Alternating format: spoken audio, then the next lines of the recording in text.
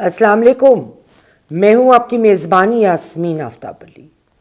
Channel Yasmin آفتاب علی، programme Yasmin آفتاب علی کے ساتھ بہت ساری خبریں ہیں۔ اس ہفتے بہت ساری ڈیولپمنٹس ہوئی ہیں، اس پہ بہت ساری باتیں بھی ہوئی ہیں، لیکن آگے کیا ہوگا؟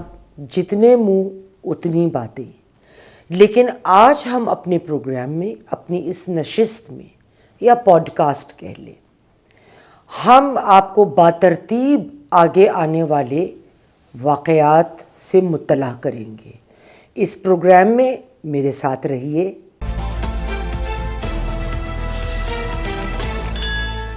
جی ویلکم بیک۔ اس پروگرام میں ہم جن موضوعات کو ٹچ کریں گے، کیونکہ یہ سب کرونالوجیکلی آپس میں جڑے ہوئے ہیں۔ سب سے پہلے جنرل فیض حمید کی سزا اور کن الزامات پہ ہوئی۔ نمبر 2، وہ کیسز جو ابھی ٹرائل میں چل رہے ہیں۔ یہ نہیں تھا کہ ایک یہ چل گیا اب اس کے بعد اگلی نشست چلے گی، نہیں، کیونکہ الزامات مختلف ہیں، لہٰذا ان کی کارروائیاں تھوڑا آگے تھوڑا پیچھے چل رہی ہیں۔ تیسرا، اس فیصلے کا جو آیا ہے 14 سال قید بامشقت، اس کا اثر یا اس سے عمران صاحب کو یا ان کی پارٹی کو پیغام کیا جاتا ہے؟ حالانکہ پیغام دینا مقصد نہیں ہے، جو سزا ہے وہ تو جرم کے مطابق ہوئی ہے، لیکن ان کو اس سے کیا سمجھ آتا ہے؟ اگر میں اس طرح کہوں تو شاید بہتر ہوگا۔ کیا گورنر راج کے پی میں آئے گا؟ میں نے بہت ساری پروگرامز جب سنتی تھی اور دیکھتی تھی تو جی بس چند گھنٹوں میں آ رہا ہے، بس جی 3 دن میں آ رہا ہے، ایسا نہیں ہو رہا ہے، آئے گا ضرور۔ یقینی طور پہ جو خبر میرے پاس ہے، سہیل آفریدی صاحب ڈسکوالیفائی بھی ہوں گے، مگر اس کا ٹائمنگ کیا ہوگا یہ امپورٹنٹ ہے۔ سب سے پہلے جو لوگ سن رہے ہیں مجھے، جنرل فیض حمید پر جس مقدمے کی سنوائی ہو کر انہیں 14 سال قید بامشقت کی سزا دی گئی، اس میں جو الزامات شامل ہیں: نمبر 1، سیاسی معاملات میں مداخلت کرنا۔ نمبر 2، آفیشل سیکرٹس ایکٹ کی پاسداری نہ کرنا، جس کی وجہ سے ملک کی سالمیت کو خطرہ ہوا۔ نمبر 3، اپنے عہدے کا ناجائز استعمال کرنا۔ اور نمبر 4، حکومتی وسائل کا غلط استعمال، جس سے لوگوں کی جانیں گئی ہیں۔ لیکن باقی الزامات ابھی انڈر ٹرائل ہیں۔ سب سے اہم کیس اس میں 9 مئی کا آئے گا، اور اب جب جنرل فیض کی پکڑ ہو گئی ہے تو وہ اچھے سے جانتے ہیں کہ تمام زمینی حقائق کیا ہوا، کس کا اس میں کتنا حصہ تھا، کس میں کس کا کیا حصہ تھا، یہ سب ان کو اب پیش کرنا پڑے گا۔ اب جب باقی فیصلے آئیں گے تو یہ کورٹ کی ثوابدیدی پر ہے کہ وہ پنشمنٹس کو کنکرنٹلی رن کرے گا، یعنی اگر 14 سال ایک کیس میں ہے، ہم ازیوم کرتے ہیں کہ 12 سال دوسرے کیس میں ہے، کسی تیسرے کیس میں 16 سال، اگر اکٹھے دیکھی جائے تو جہاں پہ 16 سال ہے ادھر سے 14 سال آلریڈی کاٹ رہے ہیں، 2 سال ادھر ایڈ ہو جائیں گے۔ اگر کچھ سال کم ہے کسی سزا میں تو کورٹ کہہ سکتا ہے کہ یہ چونکہ اتنا عرصہ کاٹ لی کانکرنٹلی، اس کے ساتھ یہ سزا بھی رن کری ہے، تو اس کو سمجھا جائے گا کہ وہ بھی ہو گئی، یا وہ بعد میں یہ اس کی ثوابدیدی ہے، وہ کہ نہیں یہ فلانی سزا ختم ہوگی تو اس کے بعد فلاں والی سزا شروع ہوگی۔ 40 دن فیصلہ آنے کے بعد جو آیا ہے 14 سال قید بامشقت کا، یہ جنرل فیض حمید کی خواہش اور مرضی پر منحصر ہے کہ وہ سپریم کورٹ میں اس کے خلاف اپیل کرتے ہیں یا نہیں۔ دس از ہز رائٹ۔ تو اب یہ وقت بتائے گا کہ وہ اپیل کرتے ہیں یا اس سزا کو قبول کرتے ہیں۔ میرا اپنا اندازہ یہ ہے کہ اس سزا کو اپیل نہیں کیا جائے گا۔ اب یہ تو حالات ہو گئے جناب جنرل حمید صاحب کے کیس کے اوپر. اب یہ دیکھتے ہیں کہ اس کا اب آگے چل کے پی ٹی آئی پر اور عمران خان صاحب کے اوپر کیا اثرات آئیں گے. میرے نزدیک یہ دونوں عناصر علیحدہ ہیں, بہت لیولز پہ جڑے ہوئے بھی ہیں, کچھ لیولز پر الگ بھی ہیں. سب سے جو پہلے ہے وہ یہ بات ہمیں کلیئر کر لینی ہے ذہن میں, کچھ ان لوگوں کو جن کو اگر شک تھا کہ انصاف نہیں کیا جائے گا, تو سب سے پہلے تو فوج نے اپنے گھر کی صفائی کی ہے, اور ابھی یہ صفائی ختم نہیں ہوئی. جنرل صاحب جب اگلے کیسز میں نام بتائیں گے کہ فوج کے اندر کی بھی کون سے لوگ شامل تھے, تو ان کی بھی پھر ساتھ ساتھ پکڑ ہوگی سویلینز کے علاوہ. تو ابھی بڑے لوگوں کی پکڑ اور بڑے لوگوں کے مقدروں کے فیصلے ہونا باقی ہیں. لیکن اس سزا نے ایک بات تو واضح کر دی ہے کہ کوئی بھی شخص جو کسی ایسے عمل میں ملوث ہوگا جو ریاست کے خلاف ہوگا تو وہ سزا سے نہیں بچ سکتا. اب مسئلہ یہ ہے کہ جیل جانے کے بعد بھی عمران صاحب کو اپنی غلطیوں کا ادراک نہیں ہوا ہے. اور حال ہی میں رانا ثناء اللہ صاحب کا میں نے ایک بڑا دلچسپ انٹرویو جو وہ ایک نجی چینل پر دے رہے تھے, مجھے اینکر کا نام تو بھول گیا ہے معذرت کے ساتھ, مگر جو انہوں نے بات کہی اس کو میں شیئر ضرور کرنا چاہوں گی کیونکہ وہ ریاست کی اوپینین شیئر کر رہے تھے ادھر.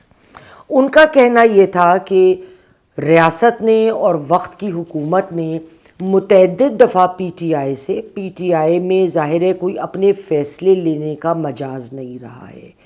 اگر کوئی پیش رفت کی جاتی تھی کہ پی ٹی آئی مفاہمت کو لے کے میز پر بیٹھے تو وہ معاملہ عمران صاحب کے پاس جاتا تھا اور عمران خان صاحب ہمیشہ اس کو منع کرتے تھے.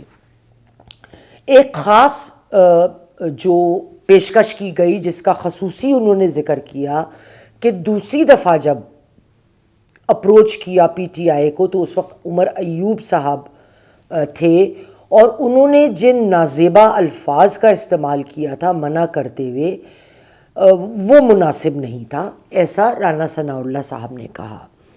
لیکن انہوں نے ایک بات اپنے انٹرویو میں اور کہی جو بہت معنی خیز ہے. ان کا کہنا تھا کہ ایک ڈیڈ لاک تو پہلے سے تھا پی ٹی آئی اور حکومت کے درمیان, اور وہ ڈیڈ لاک زیادہ تر پی ٹی آئی کی جانب سے تھا کہ انہوں نے اپنی اسمبلیاں بھی توڑیں. پھر جب ہر کسی معاملے میں جس میں ملکی معاملات کا مسئلہ درپیش ہوتا تھا اور پی ٹی آئی کو کہا جاتا تھا کہ ان کے ممبران بیٹھیں تو پی ٹی آئی کی جانب سے انکار ہوتا تھا.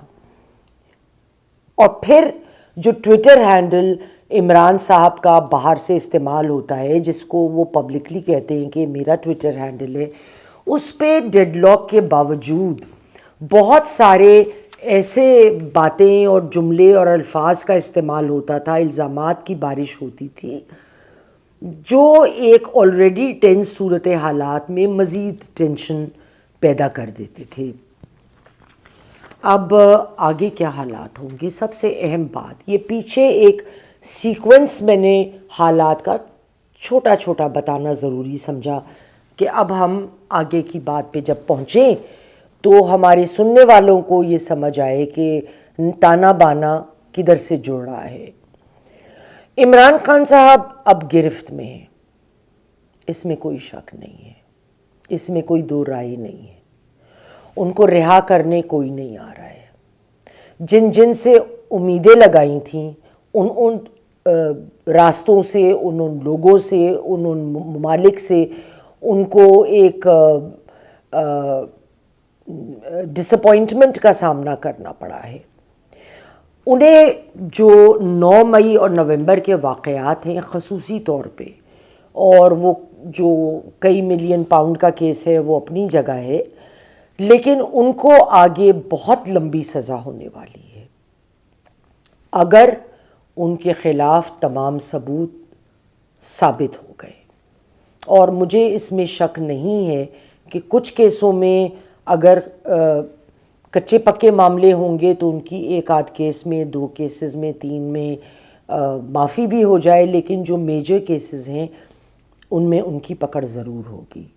جنرل فیض حمید کے خلاف فیصلہ آنے سے پی ٹی آئی کے لوگوں کا مورائل بہت ڈاؤن ہوا ہے، اور آگے اگر عمران صاحب کو سزا ہو جاتی ہے تو جو پارٹی ابھی ایک لیڈر کے جیل میں ہونے کی وجہ سے انتہائی کنفیوژن اور انتشار کا شکار ہے، اور یہ کنفرم بات آ جاتی ہے کہ بھئی وہ تو آگے کوئی نکل نہیں رہے ہیں، کوئی رہائی کی صورت نہیں ہے، تو جو سیاسی لوگ وہاں ہیں پرانے، وہ نئی کشتیاں ڈھونڈیں گے، اور اس کا وقت بہت جلد آنے والا ہے، تاکہ وہ کہتے ہیں نا کہ when a ship is sinking the rats are the first one to jump، اور جدھر ان کو اپنی جگہ بنے گی وہ ادھر ضرور جائیں گے۔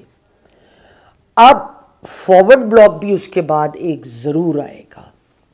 جو ایم کیو ایم کا ہم نے حشر دیکھا تھا، وہ حشر تو خیر پی ٹی آئی کے خود اپنے لیے، اور عمران صاحب بدقسمتی سے اپنے فیصلوں کی وجہ سے پی ٹی آئی کا شیرازہ تو آلریڈی بہت بکھر گیا ہے، بہت کچھ بچایا جا سکتا تھا، بہت کچھ اکٹھا کیا جا سکتا تھا جماعت کو، لوگوں کو۔ دیکھیے لوگوں کی سپورٹ آج بھی بہت زیادہ تر لوگوں کی پی ٹی آئی کے ساتھ ہے، اس میں کوئی دو رائے نہیں ہے، مگر صرف لوگوں کی سپورٹ کو ہم یوز کریں اتھارٹی کو چیلنج کرنے کے لیے، یہ ہر روز نہیں چلتا، اس کو یوز کرنا چاہیے انہی لوگوں کی فلاح کے لیے۔ تو اس معمولی سی بات کو عمران صاحب نہیں سمجھ پائے ہیں۔ تو آگے آتے ہیں ہم جی کے پی کے اوپر۔ سہیل آفریدی صاحب بالکل ڈسکوالیفائی ہوں گے، وہاں گورنر رول بھی آئے گا، لیکن ابھی نہیں، یوں 3 دن میں بھی نہیں اور چند گھنٹوں میں بھی نہیں، لیکن جب یہ فیض حمید کے ساتھ ہونے والے کیسز خصوصی 9 مئی اور یہ سارے آگے چلیں گے، اور یہ بالکل کلیئر ہو جائے گا کہ اب عمران صاحب پر کوئی شمولیت آ رہی ہے ان کی، اگر آ رہی ہے تو ان کی ڈسکوالیفیکیشن اور کے پی میں گورنر رول آ جائے گا۔ اور یہ بات ہے بھی درست، میں گورنر رول کی نہیں، میں سہیل آفریدی صاحب کی ذات کی حد تک بات کر رہی ہوں کہ جب سے وہ آئے ہیں ان کا جو چکر ہے، ان کی گفتگو ہے، وہ صرف اور صرف اڈیالہ جیل کے گرد گھوم رہی ہے۔ میں نے نہیں سنا کہ انہوں نے کوئی پروگرام بنایا ہو، کوئی اقدامات اٹھائے ہوں، کوئی اندرون مختلف علاقوں کا ٹور کیا ہو کہ وہاں پہ جو لا اینڈ آرڈر سچویشن ہے اس وقت وہ جتنی بری ہے وہ پہلے کبھی بھی میں نے اتنے سالوں میں نہیں سنی نہیں ہے، دیکھی نہیں ہے۔ تو بطور وزیر اعلیٰ ایک صوبے کے سب سے پہلی ذمہ داری آپ کی وہ ہے، اس طرف سہیل آفریدی صاحب بالکل بھی فوکس نہیں کر رہے۔ جو مجھے یاد پڑتا ہے کہ ایک میں نے انٹرویو لیا تھا، ہمارے بڑے اچھے تجزیہ کار ہیں احسن رضا صاحب، تو انہوں نے بھی یہ بات کی تھی، ابھی سہیل آفریدی صاحب آئے نہیں تھے لیکن فیصلہ ہو چکا تھا کہ وہ آئیں گے، تو انہوں نے کہا تھا کہ دیکھیے ابھی وہ ایسی بات کر رہے ہیں، لیکن جب وہ آئیں گے تو جب انسان حکومت میں آتا ہے، اس کرسی پہ بیٹھتا ہے تو بہتر سمجھتا ہے کہ کیا بات کرنی ہے لیکن کیا بات نہیں کرنی ہے۔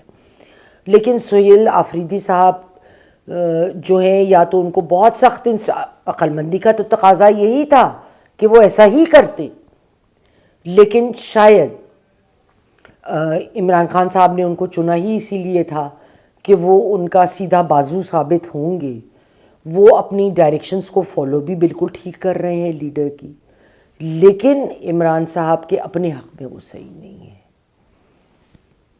بہر کیف جو قسمت جو نصیب، تو آگے دیکھیں گے جیسے جیسے حالات ڈیولپ ہوتے ہیں، میرے پاس جیسے جیسے تازہ ترین خبریں آتی جائیں گی میں لے کے حاضر ہوں گی۔ اگلے پروگرام تک ناظرین کرام، خدا حافظ۔